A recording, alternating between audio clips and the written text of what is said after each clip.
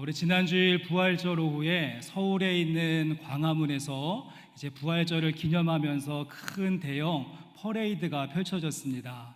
그래서 몇 년째 지금 몇몇 기독교 단체가 연합을 하여서 부활절 셀레브레이션으로 이렇게 퍼레이드가 진행되고 있는데, 유독 사람들의 눈길을 끌었던 하나의 장면이 있었습니다. 나왔던 팀들 가운데 한 팀이 이제 예수님의 부활에 대해서 뮤지컬로 공연을 쭉 하고 난 다음에 이제 마지막 씬으로서 예수님께서 하늘로 올라가시는 예수님의 승천의 장면을 재현했던 그런 모습이죠. 그런데 한번 사진을 좀 보여주시면, 그래서 대형 크레인을 하나를 설치를 하고는 예수님 배역을 맡은 그 배우를 와이어로 묶은 다음에 그 크레인으로 쫙 끌어올려서 거의 고층 건물 30층, 40층의 높이까지 올라갔다. 저기 예수님 보이십니까, 여러분? 네, 그런데 이러한 장면을 보고는 많은 사람들이 감동과 은혜를 받기보다는 때마침 강풍이 부는 시간이었기 때문에 예수님 저러다가 떨어지시는 게 아닌지, 예수님의 배우였던 그분이 너무 옷을 얇게 입고 있어서 감기에 걸리시는 것은 아닌지, 저러다가 달까지 올라갈 기세다라고 하면서 이 거룩한 예수님의 승천이 희화거리가 되어버리고 말았습니다. 부활절 퍼레이드를 기획한 그 팀에서는 예수님을 모르는 사람들에게 조금 가까운 거리에서 예수님의 부활을 소개하고 체험코자 했었던 의미를 가졌을 텐데, 기독교인들만 즐겁고 행복한 시간이었지, 정작 믿음이 없는 사람들의 시각으로 보았을 때에는 크레인에 매달리신 예수님, 눈살을 찌푸리는 일이 되어버리고 말았습니다.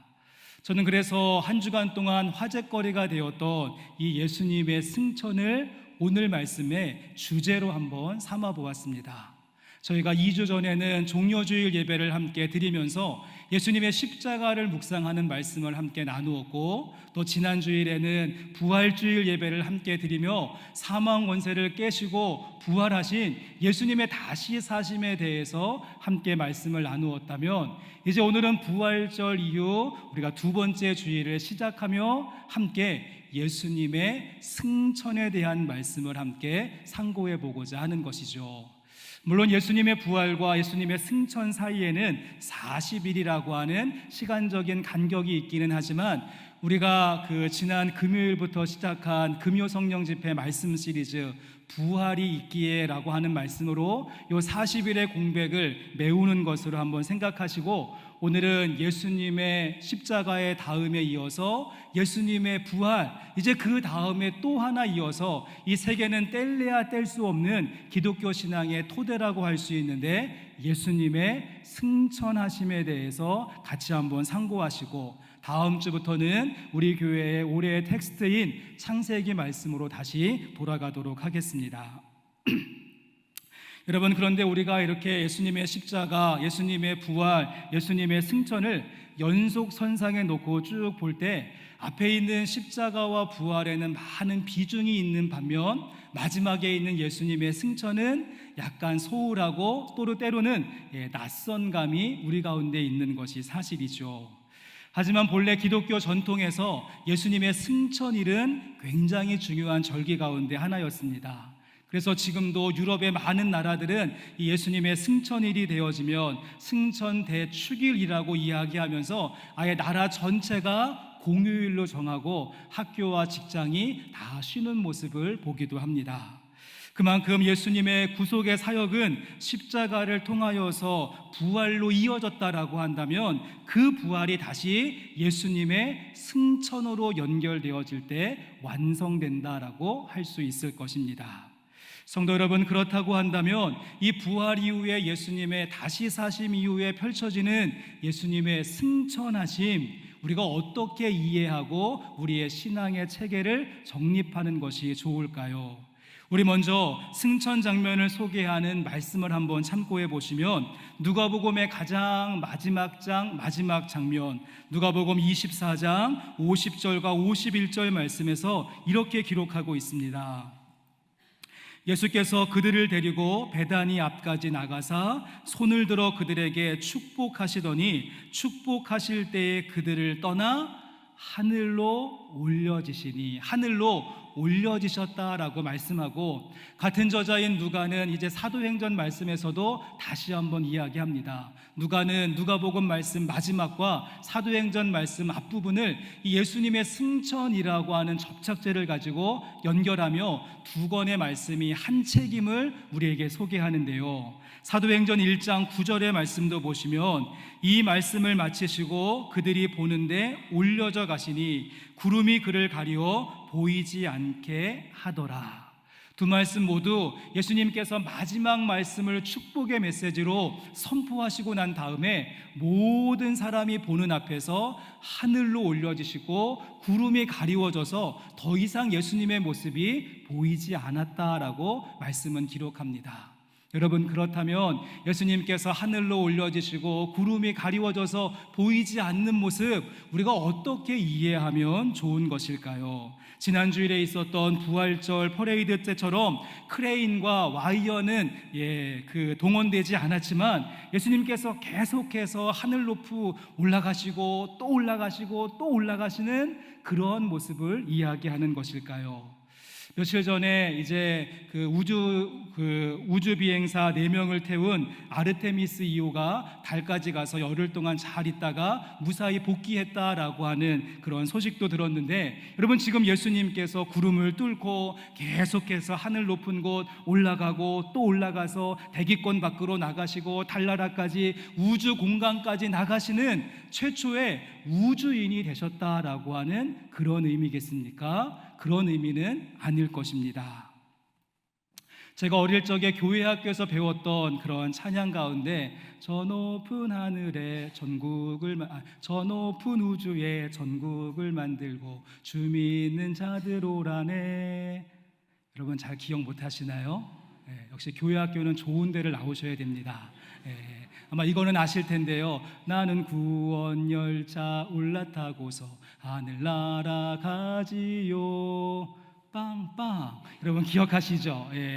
여러분, 그런데 정말 예수님께서 하늘로 올리셨다는 것이 이 두 개의 찬양의 가사와 같이 하나님께서 저 높은 우주에다가는 천국을 만드시고 주님을 믿는 사람들만 쏙쏙 뽑아서 얼른 천국 열차 태우셔서 그곳으로 올라오는 그 모습을 말씀하시기 위해서 예수님을 가장 먼저 샘플로 하늘로 올리신 것인가? 그렇지 않다는 것입니다. 여러분, 성경에서 하늘이란 그 어떠한 물리적인 공간을 의미하는 것이 아니라 하나님이 계신 영역을 하늘이라고 이야기합니다. 하늘이어서 하나님이 계신 것이 아니라 하나님이 계시기 때문에 그곳이 하늘이 된 것이죠. 하늘이란 그러기에 땅과 구별된 그 어떠한 영역으로서 땅에 속한 사람이 함부로 갈 수 없는 곳이 하늘이었습니다. 그런데 땅에 속한 우리가 하늘에 이를 수 있도록 그 하늘과 땅을 연결시키신 분이 있는데 그분이 누구십니까? 바로 우리 주 예수 그리스도이신 것입니다. 제가 예전에 이 공부라고 하는 한자에 대해서 여러분에게 안내해 드린 적이 있습니다. 한번 한자를 보여주시면 앞에 있는 글자가 공자이고 뒤에 있는 글자가 부자인데 모양을 한번 유심히 보십시오. 앞에 있는 공은 장인 공자인데 그 모양이 위에 하늘이 있고 아래 땅이 있습니다. 그리고 그 하늘과 땅이 연결되어지는 모습이 공자의 의미이고, 뒤에 있는 부자는 지압이 부자인데 이것도 역시 중간에 하늘과 땅이 있고 그것을 연결하는 주체가 누구라는 것입니까? 가운데 사람 인자를 쓰면서 사람이 그것을 연결하는 주체가 되어진다. 여러분, 그러기에 공부를 잘하는 사람은 국영수를 잘하는 사람이 아니라 하늘과 땅을 연결시키는 사람이 공부를 잘하는 사람이라고 할 수 있지 않을까요? 여러분, 지금 예수님은 이러한 원리를 가지시고 우리 가운데 공부를 가르치시는 선생님으로 오신 것입니다. 그래서 먼저 저 높은 하늘 보좌를 버리시고 낮고 낮은 이 땅 가운데 인간의 몸을 가지고 오신 것이고, 사시는 동안 하늘의 뜻이 이 땅 가운데 이루어질 수 있도록 기도하셨던 것이고, 그리고 저 하늘나라가 이 땅 가운데 이루어지고 성취되어지고 건설되어질 수 있도록 열심을 다하여서 천국 복음을 전파하시고 전도하셨습니다. 그리고 마침내 이 하늘과 땅을 연결하시기 위해서 십자가를 세우신 것이고, 죽음으로 끝난 것이 아니라 모든 사망 권세 깨시고 부활하셨습니다. 그러고서는 이제 모든 공부가 끝났기에 원래 예수님의 계셨던 그 자리 하늘 보좌로 올리오심을 받았던 것입니다. 성도 여러분, 그러기에 우리가 예수님의 공부법을 학습한 예수님의 제자요, 예수님의 자녀라고 한다면 첫 번째 승천의 현장에 있었던 그 무리들처럼 그냥 멍하니 하늘만 쳐다보고 있는 것이 아니라, 우리도 역시 예수님의 공부법을 배웠기에 이 땅 가운데 하늘과 땅을 연결시켜가는 공부의 일을 감당해야 하는 것입니다. 아이고, 땅의 현실이야, 나와는 상관없어, 나와는 관심 없어, 다 귀 닫고 눈 닫고 그저 하늘부터 내려오는 어떠한 신령한 은혜만을 사모하는 자의 모습이 아니라, 공부, 하늘의 시선을 가지고 이 땅을 바라볼 수 있는 믿음의 관점이 있어야 됩니다. 성도 여러분, 그렇습니다. 내 위에 하늘이 있는 것을 아는 사람은 함부로 살지 않을 것입니다. 내가 하늘을 우러러 한 점 부끄러움 없기를 바랬던 시인의 고백과 같이 우리는 하늘을 거울 삼아 한 걸음 한 걸음 흔들림 없이 바르고 뚜렷하게 걸어가며 우리가 서 있는 이 땅을 하늘과 연결시키는 삶을 살고자 노력하는 것이고, 땅의 삶이 아무리 혹독하고 단단하고 딱딱하다고 할지라도 마침내 하나님의 하늘 뜻이 이 땅 가운데 이루어질 것을 믿는 믿음 가운데 살아가는 것을 의미하는 것이라고 할 수 있습니다. 성도 여러분, 그러기에 오늘 살펴보시는 예수님의 이 승천 사건은 우리가 얼마나 높이 높이 올라갈 수 있는 것인가, 이 수직 상하 운동이 아니라 우리가 얼마나 멀리 멀리 편만하게 퍼져나갈 수 있는 것인가, 그래서 수평 좌우의 운동임을 기억하시기를 바랍니다. 바라기는 부활절 예배를 함께 드리고 두 번째 주일을 지키는 저와 여러분의 삶의 모든 현장이 하늘과 땅이 연결되어지는 지평선 사역, 그래서 누구보다도 공부를 잘 하시는 우리 성도님 되실 수 있기를 승천하신 예수님의 이름으로 간절히 소망합니다.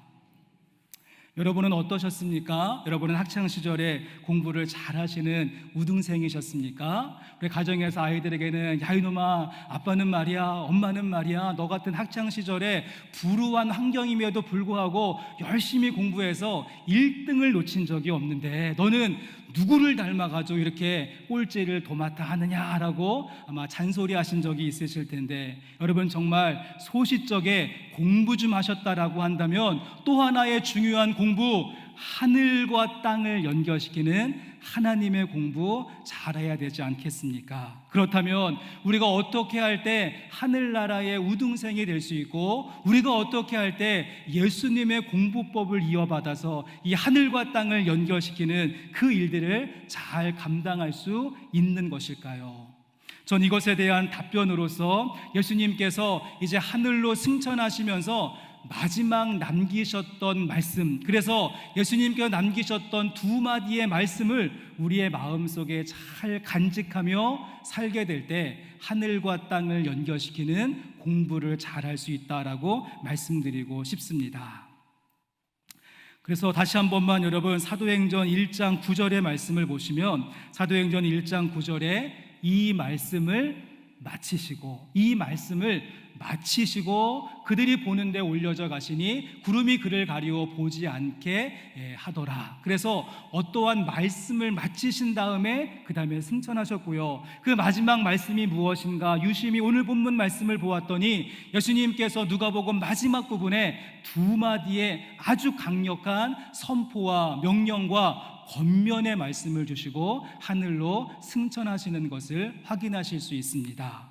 이 중에서 먼저 어떠한 명령을 내리시고 어떠한 당부의 말씀을 주셨는지 우리 24장 48절의 말씀, 첫 번째 명령과 말씀인데요, 우리 말씀 같이 한번 읽어보도록 하십니다.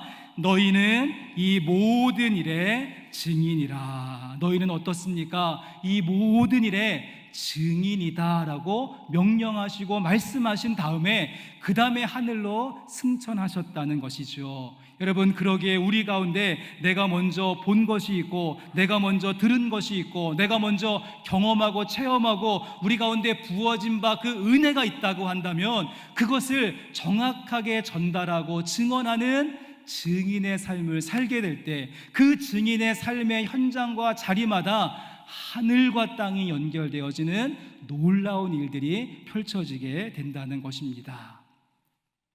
가끔씩 사건과 사고가 있었던 현장에 가시면 목격차를 찾습니다라고 하는 현수막이 붙어 있는 것을 보신 적이 있으실 것입니다. 그래서 이 모든 과정을 잘 보았던 그 유력한 증인의 한마디가 너무도 중요하고 소중하기에 사례금까지 걸면서 애타게 증인을 찾는 모습이지 않을까요? 이처럼 여러분, 집 나간 강아지 한 마리 찾는 일에도 필사적으로 우리 댕댕이를 보신 분에게 아쉽지 않게 후사를 하겠습니다, 눈물로 호소하며 증인을 찾는 모습일진데, 예수님의 부활이고 예수님의 다시 한번 죽으심이고 그리고 영원한 생명의 길을 열어주는 복음의 말씀인데, 우리가 복음의 말씀에 증인되는 그곳에는 댕댕이를 찾는, 그 증인을 찾는 그 열정과 그 뜨거움과 그 간절함이 우리 가운데 다 사라져버린 것은 아닌지, 여러분, 그러기에 주님은 어찌할꼬 지금도 마음 아파하시고 있다는 사실입니다.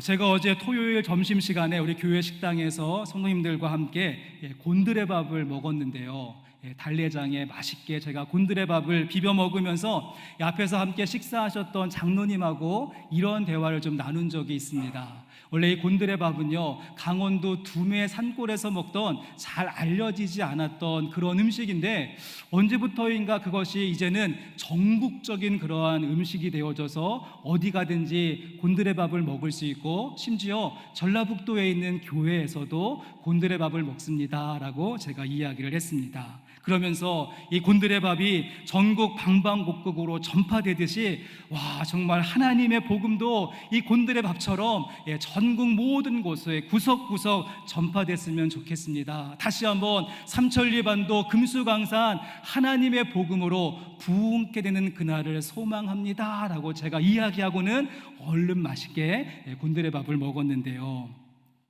제가 또 강원도 출신인지라 잠깐 이 곤드레밥에 대해서 좀 설명을 드려본다면, 원래 강원도에서 곤드레밥은요, 눈물 젖은 빵과 같은 의미를 가지고 있습니다. 강원도에서도 해발 한 700m 되어지는 약간 높은 지대, 그래서 정선, 영월, 홍천 이런 지역에서 봄에 채취할 수 있는 봄나물이 곤드레 나물입니다. 그런데 그 당시에는 참 쌀이 귀했죠. 여러분이야 김제평야 근처에 있으셔서 쌀 걱정 없으셨겠지만, 강원도에 가면 워낙 쌀이 귀하기 때문에 쌀밥만 지어 먹지 못하고 그 추운 겨울에 거기다가는 옥수수 넣고 감자 넣고 이렇게 밥을 먹다가는 이제 가장 어려운 춘공기가 되면은 그 쌀도 이제 다 떨어지고 모든 잡곡도 다 이제 없어지면은 쌀 정말 조금 하고 그 봄에 뜯어온 곤드레 나물을 많이 넣어서 밥을 지어 먹는 쌀밥 대용이 곤드레 밥이었습니다. 그래서 비율이 2대8, 쌀이 2고 곤드레 나물이 8인 가득히 그것을 먹어서 배고픔을 채워갔었던 눈물 젖은 빵이죠. 또한 이 곤드레 나물에는요, 약간 약초 성분이 담겨져 있기 때문에 그것을 한 그릇 먹고 나면 온몸에 약초의 기운이 쭉 퍼지기 때문에 갑자기 졸음이 확 몰려오고, 그래서 곤드레 하면서 잠이 든다라 그래서 곤드레 나물이라고 하는 이름이 붙여졌다라고 하는, 믿거나 말거나 하는 그런 이야기가 있습니다. 여러분, 그런데 이렇게 눈물 젖은 빵과 같은 강원도의 곤드레밥을 비율을 2대8, 쌀이 2고 또 곤드레 나물이 8이 아니라 이것을 바꾸어서 쌀을 8을 넣고 나물을 2를 넣으니까 너무도 맛이 좋고 그리고 영양이 있고 건강에 좋은 새로운 별미가 만들어진 것입니다. 그래서 저는 어디에서 그렇게 곤드레 나물을 구해오는지는 모르겠는데, 이제는 계절에 상관없이 전국 방방곡곡 어디에서나 곤드레 나물밥을 먹을 수 있는 시대가 열리게 되어졌습니다. 저는 이 과정 속에 무수히 많은 증인들의 아름다운 헌신이 있었다라고 생각을 합니다. 무슨 말인가 하면 강원도에 방문하신 분들이 이 곤드레 밥, 그래서 2대8이 아니라 8대2로 지은 그 밥을 먹어보고 와, 이거 새로운 별미라고, 너무 맛있다고, 건강에도 좋고 영양도 많다라고 생각하면서 이 맛있는 음식을 전국 모든 지역에 나가서 곤드레 밥 하도 전도하고 하도 선포해가지고 지금 전국 방방곡곡 어디를 가든지 곤드레 나물밥을 먹을 수 있고 기대하시다. 드디어 이제 4월 선교 도시락으로 곤드레 밥을 준비한다고 하니까 저희도 곧 이제 곤드레 밥을 맛볼 수 있을 것 같습니다. 여러분, 그런데 한번 생각을 해보시죠. 곤드레 밥이 맛있는 것은 알겠지만 여러분, 하나님의 복음이 이 곤드레 밥에게 밀리면 되겠습니까? 안 되는 일이겠죠. 그러게 우리 모두 이 리본데이를 소중하게 한번 생각하시고 새로운 기회로 여기시면서 우리 속회별로 증인된 사명을 가지고 차근차근 이 리본데이를 준비하는 우리 교회 공동체가 되었으면 좋겠습니다. 너희는 이 모든 일에 증인이다, 이 말씀을 꼭 기억하시면서 예수님께서 승천하시면서 마지막 남기셨던 이 짧고 굵은 말씀이 저와 여러분을 향한 말씀임을 기억하시면서 이 4월 한 달 동안 각 속회별로 함께 기도함으로 마스터피스 전도할 대상자를 선정해 주시고 그 한 사람을 위해서 지속적으로 중보하며 기도하는 4월의 시간 될 수 있기를 간절히 소망합니다.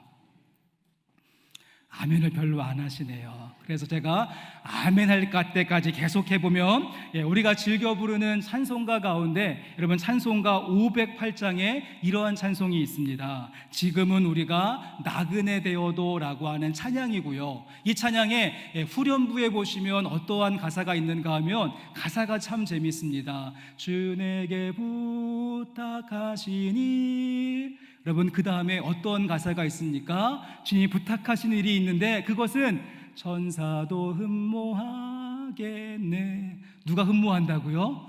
천사가 흠모하는 일이다. 주님께서 부탁하신 일이 있는데 아니, 그것은 천사도 흠모한다. 그럼 부탁하신 일이 무엇인가? 3절 가사에 영생의 복락과 천국의 갈 길을 만백성 알도록 나가서 전하세, 그 전할세의 사명을 우리에게 부탁하셨는데 그 일은 천사가 흠모하는 일이다라고 하는 찬양의 가사입니다. 그러니까 지금 어떠한 분위기가 연출되는 것인가 하면 하나님께서 가운데 계시고 무수히 많은 천사들이 하나님 저요, 그 제가 할게 저한테 좀 맡겨주세요, 제가 하겠습니다 막 흠모하면서 달려드는데 하나님께서 천사들, 너희는 안 돼, 너희는 아무리 애타게 부탁해도 너희는 안 돼. 내가 이 일은 누구한테 맡긴다고요? 하나님 백성들에게, 하나님 자녀들에게 내가 맡길 테니까 천사들, 너희들은 안 돼 하면서 우리에게 부탁하신 일, 선교하는 일, 전도하는 일, 복음 전파하는 일들은 우리에게 맡기셨다는 것입니다. 지금 몇몇 분들의 표정을 보니까 아이고, 하나님 그냥 천사 시키듯이 왜 우리한테 시켜서 이렇게 피곤하게 하십니까? 라고 하시는 분들이 있는 것 같은데, 여러분, 그렇다면 천사들이 그렇게 흠모함에도 불구하고 이 복음 전파와 전도와 선교의 일들 우리에게 맡기신 이유가 무엇이라고 생각을 하십니까? 그렇습니다. 물론 전도하는 것 너무도 어려운 일입니다. 많은 노력이 필요하고 힘들고 부끄러움을 감수해야 되고 용기가 필요하고 결단이 있어야 되는 정말 해산의 과정과 같은 것이 전도라고 할 수 있습니다. 하지만 우리가 산고를 겪고 마지막 마주하게 되어지는 새 생명과의 그 만남의 그 기쁨과 그 한의와 그 감격은 무엇과도 비교할 수 없는 것이기에 하나님은 천사들 가만히 있어, 내가 이 기쁨과 이 은혜와 이 충만함을 내가 나의 백성들과 함께 누리고 싶다라고 하는 마음을 가지고 우리 한 사람 한 사람을 동역자로 부르고 계시는 줄로 믿습니다.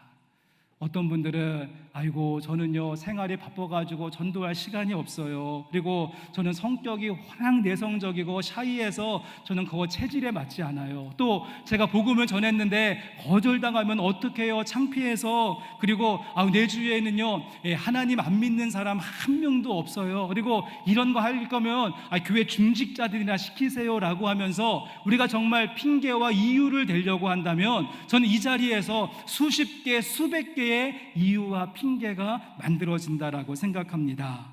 여러분, 그렇지만 증인의 자리는 핑계하고 회피하는 자리가 아니라 외치고 선포하는 자리임을 기억하시면서 우리가 이번만큼은 천사가 흠모하는 그 일, 하나님 제가 하겠습니다. 손들고 나서는 성도님들의 모습이 많았으면 좋겠습니다. 하나님 나를 사용하여 주옵소서. 하나님 우리 속회를 통하여서 일하여 주옵소서. 우리 모두에게 복음의 빚진 자의 마음을 부어 주옵소서. 성도 여러분, 증인된 삶의 한 방편이 우리가 함께 노력하고 있는 속회별 리본데이임을 기억하시면서 여러분의 시간과 물질과 노력과 열심과 그리고 여러분의 한 삶의 부분을 내어드리며 아름답게 헌신하는 모습 우리 가운데 있기를 주의 이름으로 간절히 소망합니다. 자, 그런가 하면 또 한 가지 우리가 하늘과 땅을 연결시키는 공부를 잘하는 성도가 되려고 한다면 이제 승천하시는 예수님께서 명령을 내리셨던 또 하나의 말씀을 잘 기억하며 마음에 담아야 됩니다. 예수님은 승천하시면서 48절에서 너희는 이 모든 일의 증인이라 명령하셨고요. 그 다음에 49절 말씀에서 이렇게 말씀하시는데 우리 49절의 말씀도 같이 한번 읽어보겠습니다.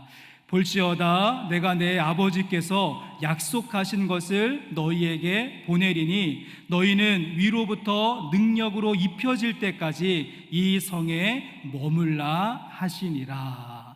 성도 여러분, 또 하나의 예수님의 명령은 무엇이었습니까? 약속하신 것을 기다리라. 이제 하늘로부터 하나님께서 권능으로 부어주시는 그것이 있을 텐데 그것이 우리에게 주어질 때까지 그 성 안에 머물라라고 말씀하십니다.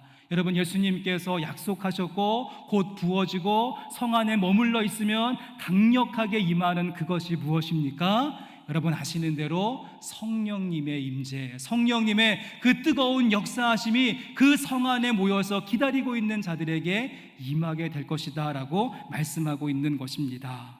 같은 맥락에서 사도행전 1장 8절의 말씀도 보시면 여러분 잘 아시는 말씀이죠. 오직 성령이 너희에게 임하시면, 성령이 임하시면 너희가 그 권능을 받고 예루살렘과 온 유다와 사마리아와 땅끝까지 이르러 그 다음 어떻습니까? 첫 번째 명령이었죠. 내 증인이 될 것이다 라고 말씀하셨습니다. 내 증인 될 것이다. 특별히 마지막에 땅끝까지 이르러 라고 말하면서 하늘과 땅이 만나는 그곳, 우리의 공부가 완성되어지는 그곳에 나가서 우리가 증인 될 수 있는 것, 그 앞에 선제 조건은 우리 가운데 오직 성령의 능력이 임하게 되어졌을 때, 성령의 충만함이 우리 가운데 있을 때 우리는 증인의 사명을 감당하되 예루살렘을 통과하여서 온 유대로 사마리아를 거쳐서 땅끝까지 나가서 증인되는 귀한 사명 감당할 수 있는 것입니다.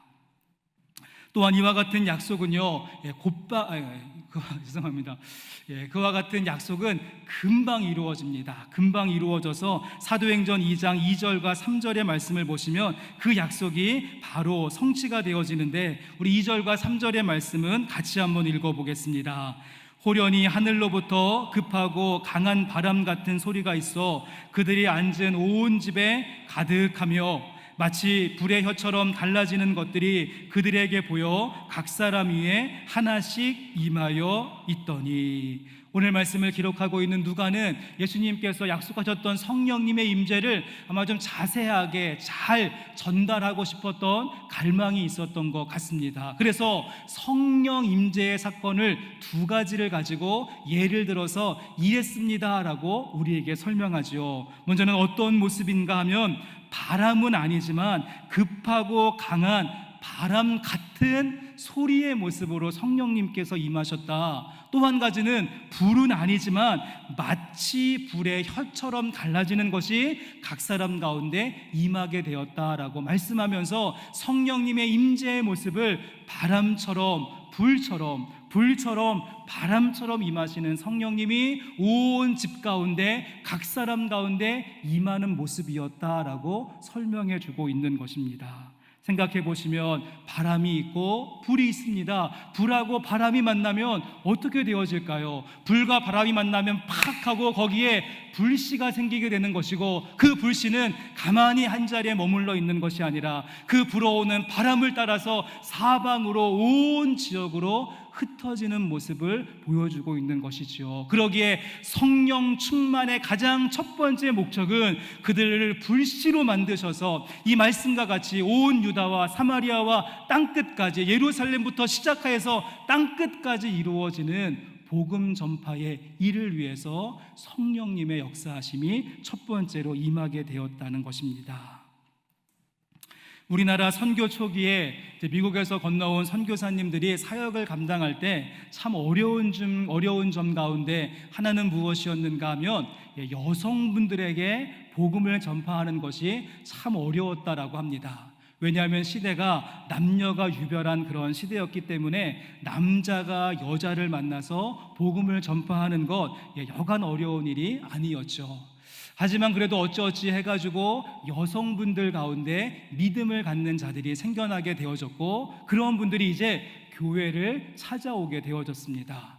근데 또 하나의 문제는 무엇인가 하면 여성 성도들이 생기게 되어지고 이제 예배를 드려야 되는데 남자와 여자가 함께 예배 드리는 것이 어려운 시대. 그래서 어떻게 했는가 하면 여러분도 잘 아시는 대로 처음 교회의 모습은 기역자형으로 교회를 건축합니다. 그래서 한쪽에는 남성분들만 앉아서 예배를 드리고 다른 한쪽에는 여성분들만 모여서 예배하고 중간에 휘장을 쳐서 서로 바라보지 못하게 하는 기역자 예배형이 이제 예배당 형태가 나타나게 되어집니다.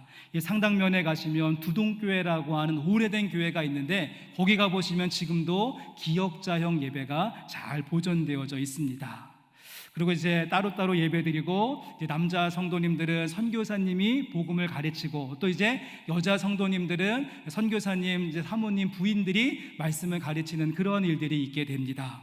그런데 또 시간이 지나게 되어지자 또 하나의 애로사항이 생겨나게 되죠. 무엇인가 하면 예수님을 구주로 믿고 영접하는 사람들에게 세례식을 거행해야 하는데 여성분들에게 세례식을 거행하는 것이 또 하나의 어려움의 문제. 세례는 만나지 않고는 이루어질 수 없는 것 아니겠습니까? 여러분, 그래서 어떠한 새로운 아이디어가 나왔는가 하면 그 유명한 휘장 세례가 이때 나타나게 되어집니다. 한번 그림을 보여주시면, 그래서 이렇게 휘장을 쳐놓고서는 거기에 자그만 구멍을 뚫습니다. 그리고 그 구멍에 세례받으신 여자분들이 이렇게 머리를 뒤밀고 밀어 넣으시면 물을 뿌려서 세례식을 행하는 그런 장면이 연출되어졌습니다. 여러분, 그런데 이 휘장에 뚫려 있는 작은 구멍, 아무것도 아닌 것 같았지만 이 구멍은 그냥 구멍이 아니었다는 사실입니다. 세례 받으시는 분들이 정말 간절한 마음으로 세례를 받게 되어졌을 때 그들 가운데 물 세례뿐만 아니라 성령 세례가 그 자리 가운데 임하게 되어졌고, 바람처럼 불처럼 뜨거워진 그들이, 여성분들이 전도대를 조직하여서 그때부터 삼천리 반도, 금수강산, 우리 전국 지역 다니면서 곤드레 밥이 아니라 예수 그리스도의 복음을 증거하는 놀라운 일들이 펼쳐지게 된 것입니다. 그리고 그 작은 틈, 그 작은 구멍에 성령의 역사가 임하게 되어지자 시대를 변혁시키는 놀라운 일들도 있었습니다. 놀랍게도 1895년 무렵 이화 학당에 모여 있었던 여성 성도들이 이제 우리가 한 지붕 아래에서 남자와 여자가 함께 드리는 새로운 그런 예배당을 원합니다. 그들이 청원서를 내고 서명을 하고 발의하게 되어집니다. 그러면서 그 자리에서 모든 여성분들이 자신의 머리카락을 다 잘라서 그것을 건축헌금으로 드리게 되죠. 실제로 1897년 10월 지금의 정동감리교회 문화재 예배당이 그래서 건축이 되어졌고, 처음으로 한 지붕 아래에서 남자와 여자가 함께 예배하는 공동체가 만들어지게 되어졌습니다. 이것이 바로 그 막혀져 있었던 휘장 사이에 뚫린 작은 그 구멍 가운데 성령님의 임재하심이 있게 되어지자 바람처럼 불처럼 불꽃 같은 증인들이 일어나게 되어졌고, 성령 충만함 가운데 하늘의 뜻이 이 땅 가운데 이루어질 수 있는 모습, 그래서 그 무거운 땅의 중력을 성령의 능력으로 거스러내며 사람들이 한 번도 꿈꾸지 못했던 남자와 여자가 함께 예배하는 새로운 시대의 문을 열어갈 수 있었다는 사실입니다.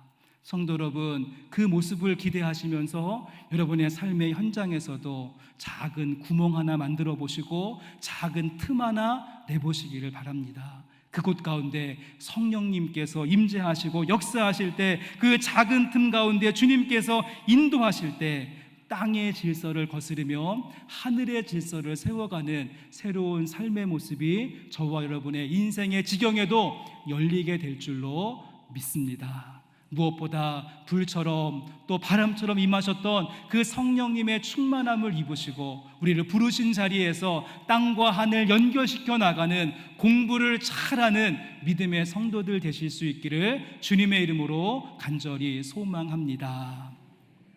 이제 말씀을 마무리하겠습니다. 저희가 오늘 이 본문으로 삼은 누가복음 말씀에는 한 가지 특징이 있습니다. 누가가 예수님의 복음을 증거하는데 여러 번 사용하는 표현이 내려간다라고 하는 표현과 올라간다라고 하는 표현이 말씀에 여러 번 등장을 하죠. 그러니까 누가가 보았던 예수님의 복음은 올라감과 내려감의 모습이었습니다. 그래서 높은 것은 낮아지고 낮은 것은 높아질 것이다. 높은 산은 낮추어지고 낮은 골짜기는 메워질 것이다. 높은 자리에 있기 원했던 야고보와 요한, 예수님께서 너희들 낮은 자리에서 섬겨야 된다 말씀하셨고, 엠마오로 내려가던 두 명의 제자 부활하신 주님 만나고 예루살렘으로 올라가는 길을 걷는 모습을 보게 됩니다. 오늘 말씀도 마찬가지입니다. 누가복음 말씀 시작할 때는 예수님께서 하늘 보좌를 버리시고 이 땅 가운데 오시는 모습으로 시작했다라고 한다면, 낮은 자리에서 섬기고 십자가 세우셨던 그 예수님, 누가복음 말씀 마지막에 예수님 하나님께서 영광스럽게 그분을 올리시는 이야기로 끝이 나고 있죠. 그러기에 이 올라감과 내려감에 중복되는 그 자리, 하늘과 땅을 연결하는 그 자리가 우리의 삶의 자리임을 기억하시면서 그 자리에서 예수님의 공부를 완성해 가시되 무엇보다 증인된 삶을 감당하시고 성령 충만함 가운데 그 일들 이루어내어서 착하고 충성된 종이다 칭찬받는, 우리 하나님 나라에서 우등생으로 칭찬받는 저와 여러분의 모습 될 수 있기를 주님의 이름으로 간절히 축원합니다.